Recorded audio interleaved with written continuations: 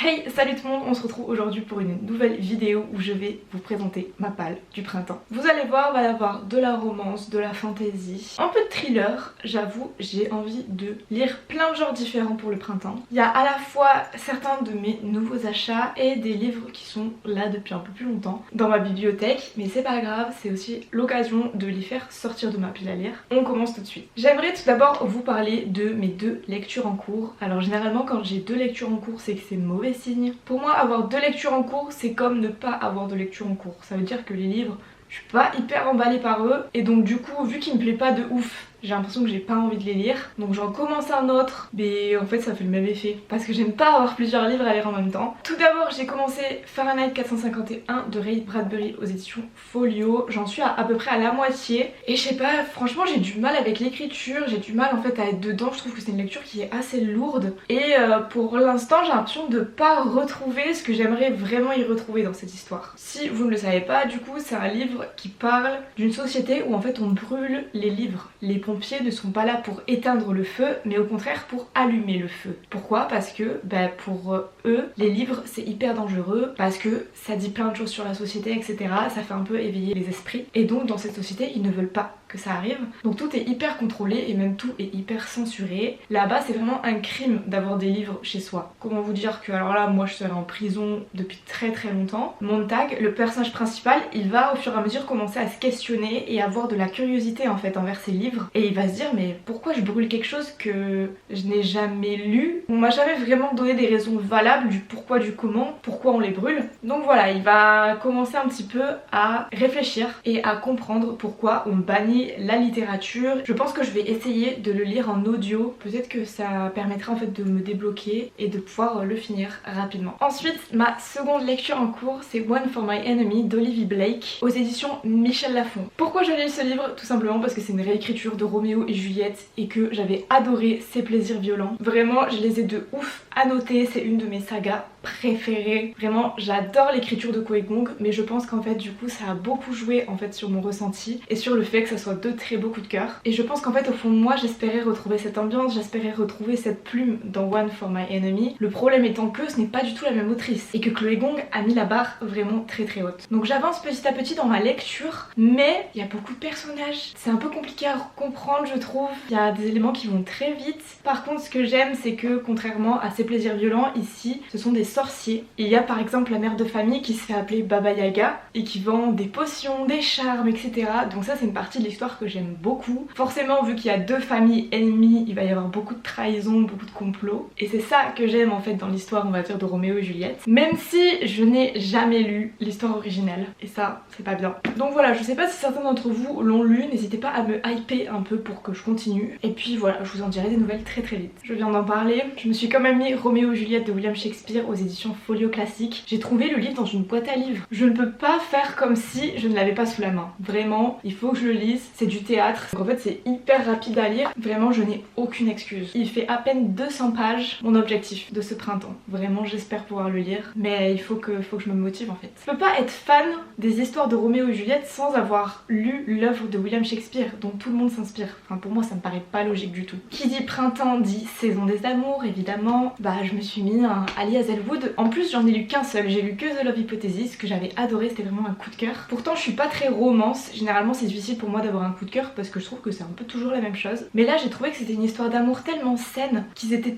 tellement faits l'un pour l'autre en fait. Ils m'ont tellement fait rire. J'ai tellement aimé le fait qu'il y avait du fake dating et tout. Enfin bref, vraiment c'était un 10 sur 10 ce livre d'Ali Hazelwood. Qu'une semaine après, je suis allée acheter un autre de ses livres, Love Theoretically, aux éditions Hauteville, toujours dans le milieu scientifique. C'est quelque chose qu'Ali Hazelwood aime beaucoup parce qu'en fait elle va pouvoir dénoncer un petit peu ce milieu là. J'ai pas envie de trop savoir de quoi ça parle donc voilà, je vais pas forcément vous faire un gros résumé mais vous avez déjà dû en entendre parler. J'ai trop hâte, je me vois trop lire ça au soleil, tranquillou, avec un petit cocktail ou je sais pas, de l'eau citronnée si j'ai pas de cocktail, tranquillement, genre le week-end et tout avec les petits oiseaux là qui chantonnent. Mon rêve, vraiment mon rêve, j'ai trop hâte. Dans un registre totalement différent, j'ai emprunté à la médiathèque Les secrets de la femme de ménage, donc c'est le tome 2 de La femme de ménage. J'ai lu La femme de ménage le mois dernier, je l'ai lu en 2 jours, tellement c'était addictif. Je pensais être en panne de lecture à cause de Dawn of Onyx, en fait pas du tout, c'était pas moi le problème, c'était littéralement littéralement le livre. Et en fait j'ai tellement aimé cette lecture, elle m'a tellement surprise, j'ai tellement été prise dans les rouages en fait de cette histoire. J'avais continuellement envie de savoir la suite. Forcément il y a certaines choses qui sont un peu prévisibles, mais c'est pas grave, je me suis vraiment laissée emporter et j'ai adoré que j'ai emprunté le tome 2 tout simplement. Je comprends tout à fait pourquoi Freida McFadden est connue, vraiment elle a une écriture hyper addictive, hyper simple en fait. Elle t'embarque avec elle, vraiment elle te prend par la main et elle te dit allez hop je t'emmène avec moi et tu vas découvrir tous les secrets de cette maison et toi t'es là en mode mais what? Et tu penses que ça va pas être si horrible et au final si, elle te surprend de ouf. Vraiment j'ai adoré, vraiment j'ai adoré. Pour ceux qui sont fans du genre, thriller et tout, vous allez peut-être pas être hyper surpris par certaines choses, mais quand on veut se remettre à la lecture, je pense que c'est une très bonne série. Donc voilà, j'ai très hâte de lire la suite, surtout que le premier chapitre à chaque fois, il donne le ton. Il donne le ton, t'es de suite pris dans l'histoire. J'avais commencé le numéro 2 de David Fuenkinos, j'avais pas beaucoup lu, hein, j'ai lu 40 pages même pas. Et je sais pas pourquoi, mais la délicatesse m'a un chouï déçue par rapport à Vers la beauté et Charlotte que j'avais absolument adoré. Et celui-ci pareil, j'arrive pas à rentrer dedans. Alors je suis très étonnée parce que j'adore l'écriture de David Fuenkinos, mais là je sais pas, genre c'est super lent, il y a beaucoup d'informations que je trouve inutiles, je sais pas ce qui se passe là, David.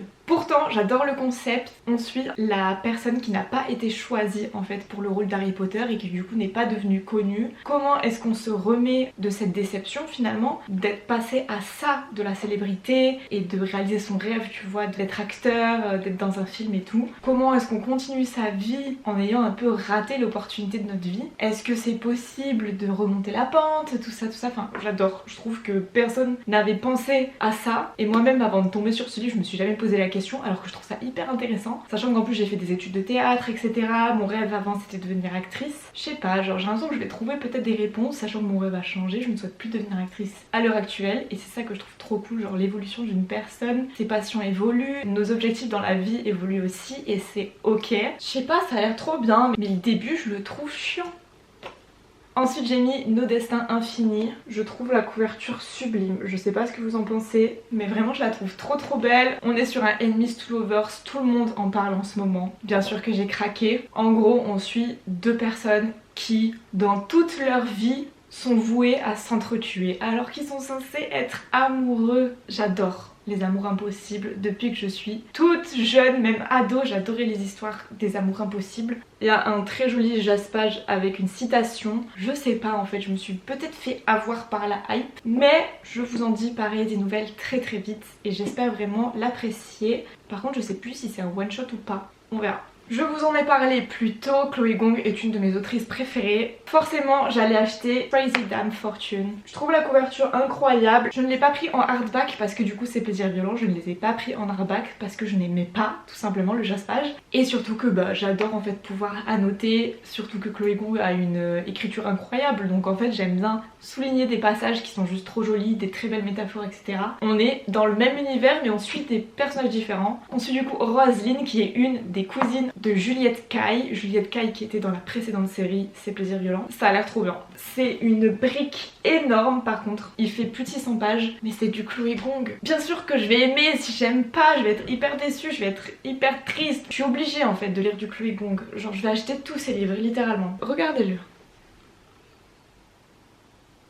Voilà comment il dort tout le temps là.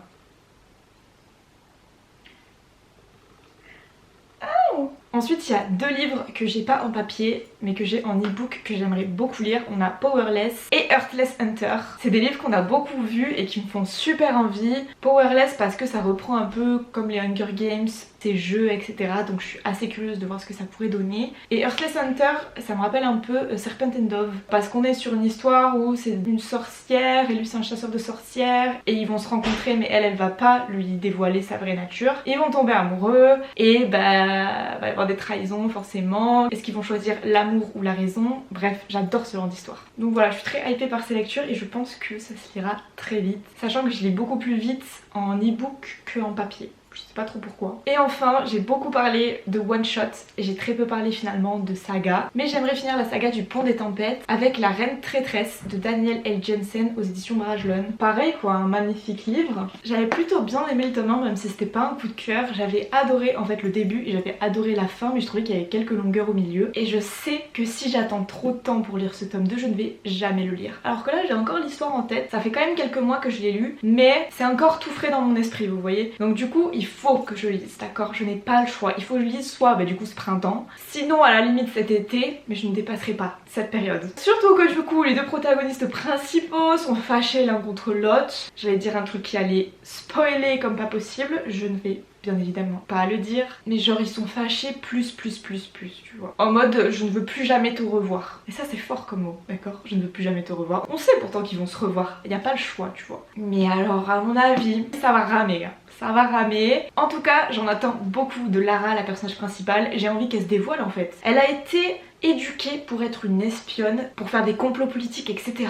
Dans le tome 1, elle n'a rien fait, quasiment, d'accord? Donc là dans ce tome 2, je veux de l'action, je veux qu'elle me surprenne. Je veux qu'elle mette tout en œuvre pour arriver à ses fins, vous voyez. Mais j'espère ne pas mettre la barre trop haute, c'est ce qu'on verra. Et bien écoutez, on en arrive à la fin de cette vidéo. J'ai tout ça, et encore, j'ai pas tout pris. Peut-être que je suis un petit peu optimiste. Le mois dernier, le mois de mars, j'ai réussi à lire 5 livres. Ce qui en soi n'est pas beaucoup, mais pour moi c'est déjà beaucoup. Parce que je suis quand même en dernière année de master, donc j'ai pas que ça à faire, tu vois. J'ai tous mes rendus, mes partiels, etc. à faire. Par contre, je suis contente parce que en février, j'ai rendu mon mémoire. C'est pour cette raison que en février, j'ai lu 0 livre. Et c'est ok.